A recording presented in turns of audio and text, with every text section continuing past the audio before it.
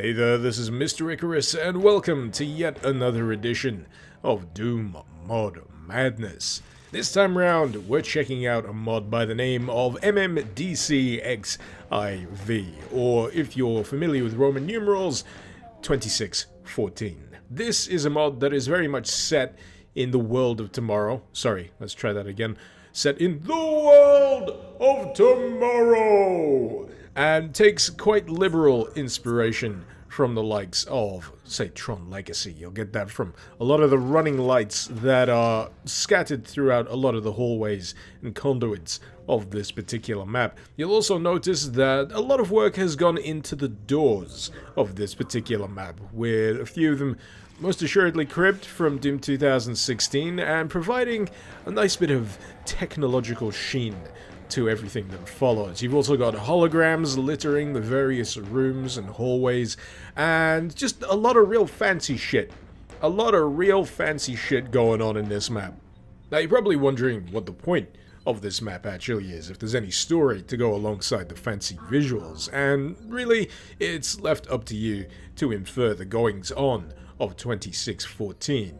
On one hand, however, it is safe to assume that the UAC has somehow managed to survive this long, despite being habitual reoffenders when it comes to the realm of demonic invasions. But they've somehow managed to stay out of trouble long enough to actually erect themselves a pretty damn cushy looking city. I mean, it is a spiffy looking place. I mean, the cleaning, the upkeep must be off the charts, because look how shiny this floor is. That is a shiny ass floor.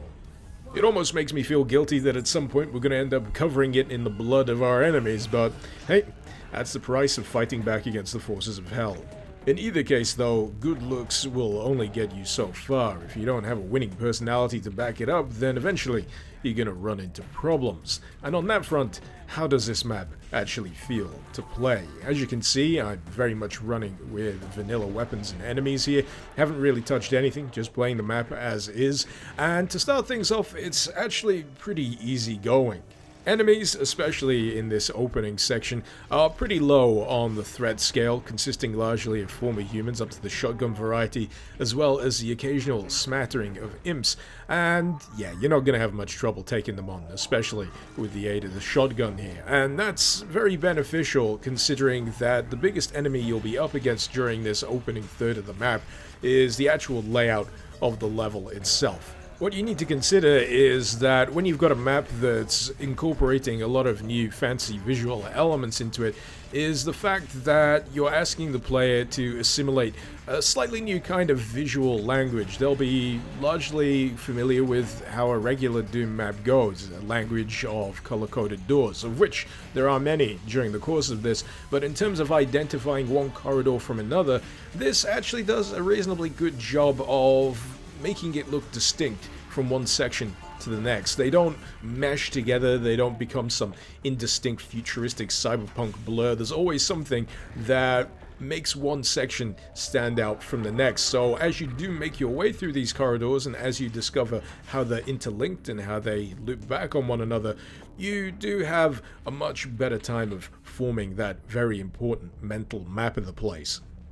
Another aspect of 2614 that works in its favor with regards to the readability of the map is that there's a few measures in place here that prevent something I like to call complexity creep. Now, complexity creep can happen for any number of reasons, be it overzealous use of keycards, switches that don't give you a clear idea of what they actually activate, sometimes activating something completely on the opposite side of a level, or just straight up poor level design that sprawls out far too much for its own good.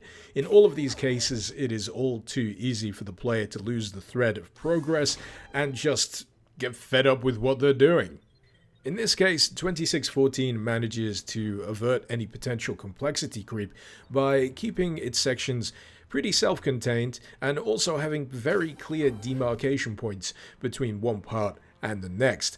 This section does not sprawl outwards. The collection of keycards does, yes, allow you access to other sections, but that does not continue outwards at an exponential rate. There is a switch you flip, there is a lockdown that you release, and there is one consequence to that: walking down this big, fat, obvious road and pressing use on this big, fat, obvious door, leading to this.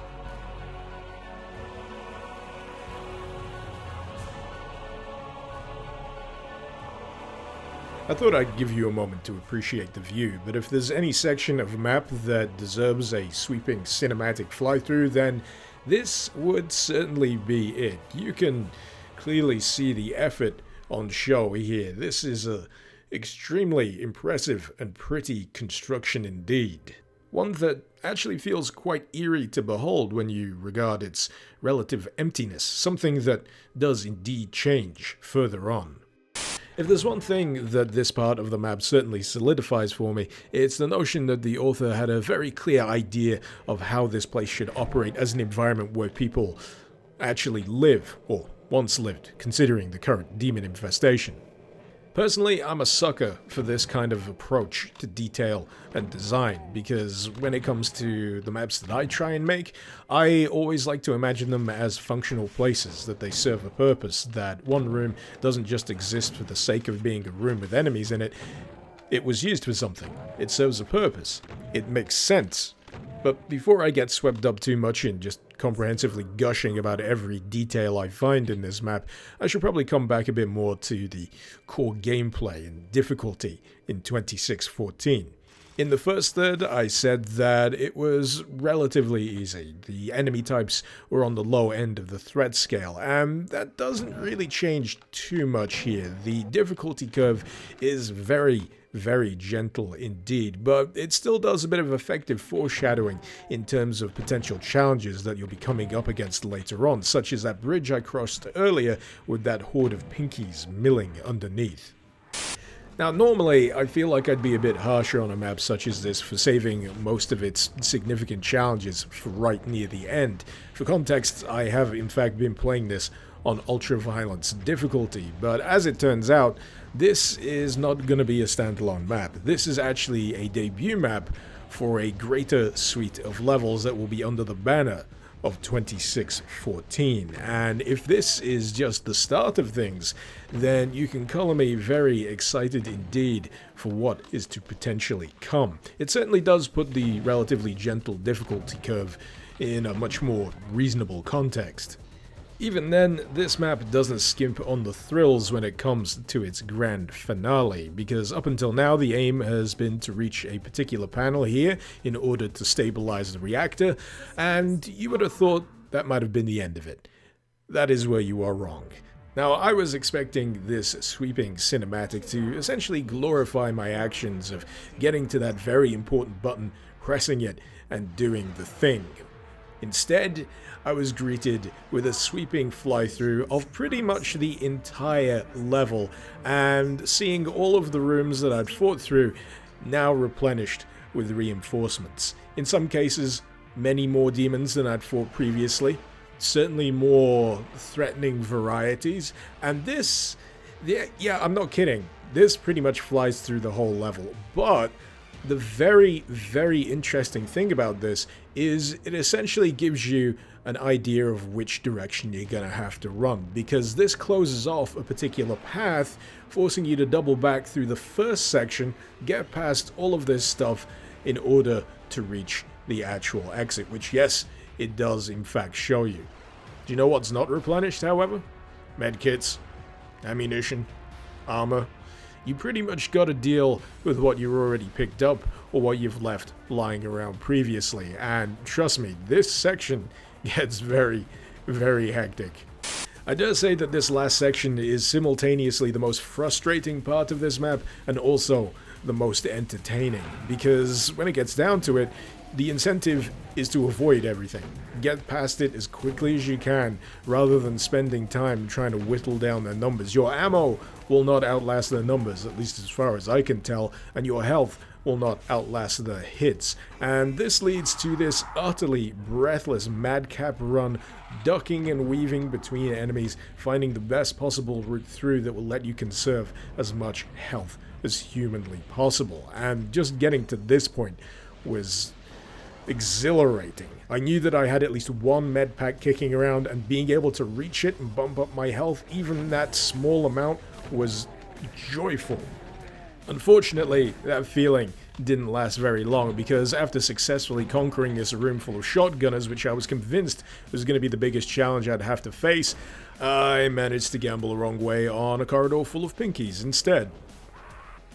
Yeah, death came to me quite frequently during the course of this last Breathless run, and I'd say that it did precious little to dampen my enthusiasm for the map as a whole. It is a visual stunner, it really is, and it's backed up with a level design that doesn't get frustrating and allows you to explore and enjoy the sights without having to scratch your head and wonder where you need to go next. I've also got to give particular props for the soundtrack used throughout the course of this map. If I'm not mistaken, there's a few tracks from Tron Legacy and a sprinkling of Ghost in the Shell in there too, all lending a very authentic flavor to the futuristic surroundings. Particularly a fan of the track that's playing right here. It really gets the old blood pumping and makes you want to keep trying to get through this absolute unit of a section. As I've already stated, I would have preferred this to be a little less backloaded when it came to the meatier challenges of the map, but considering this is not a standalone and is slated to be part of a bigger pack of maps, can't complain. So yeah, I'm feeling pretty confident in recommending this particular map. You should absolutely, positively give it a go, if only to whet your appetite for what is to potentially come. At the very least, I hope I've piqued your interest for this map, and if you feel compelled to give it a whirl, you'll find the link, as usual, in the description below. While I'm at it, I'd like to give a great big thank you to my wonderful patrons over on Patreon. Thank you so very much for supporting the channel and for helping to make content like this possible. If you're interested in lending a hand yourself, maybe you'd like to see your name in the credits, or maybe you'd like to gain early access to my videos before anyone else, if that's the case, you'll find the link to my Patreon page also in the description below. Hopefully you've enjoyed this video. Feel free to let me know what you thought in the comments, and feel free to suggest any mod you'd like to see me cover in future editions of Doom Mod Madness. This has been Mr. Icarus. Thank you very much for watching. Icarus out.